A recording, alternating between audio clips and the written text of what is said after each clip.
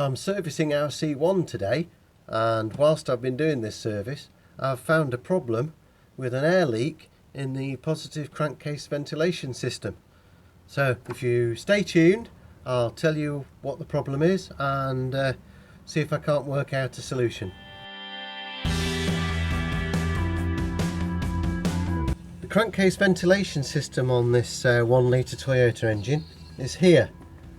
There's a pipe here leads from cam cover down the back of the engine here and then into the inlet manifold on the inlet side of the throttle body, where you get maximum vacuum at idle and when throttle's closed. And there's a connection between the cam cover here and the airbox here, which allows the crankcase to breathe in filtered air so that that can circulate through the crankcase and allow fumes to go through the PCV system back into the engine to be reburnt. This airbox top casing, which houses the air filter, right next to the breather connection, two halves of this casing are glued together here.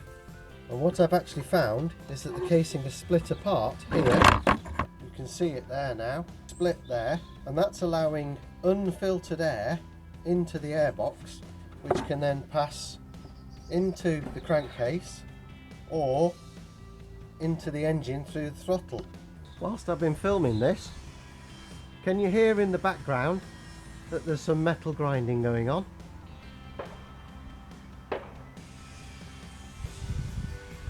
That's actually a neighbour of mine. He's restoring a VW camper van.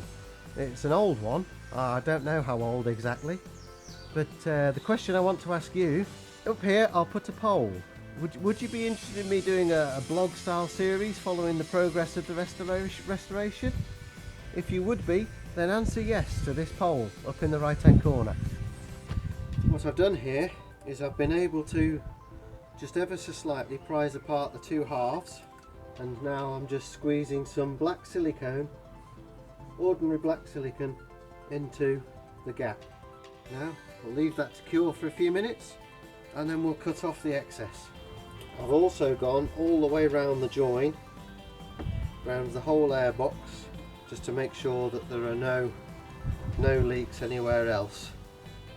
So let me know in the comments below if you've ever experienced anything similar to this. If you've got any experience or good ideas that you can help out other viewers. Also perhaps have a look at your C1s and Aygos and 107s and see if you've got a similar problem. I haven't heard of this being a common issue, but it'd be interesting to find out, I think.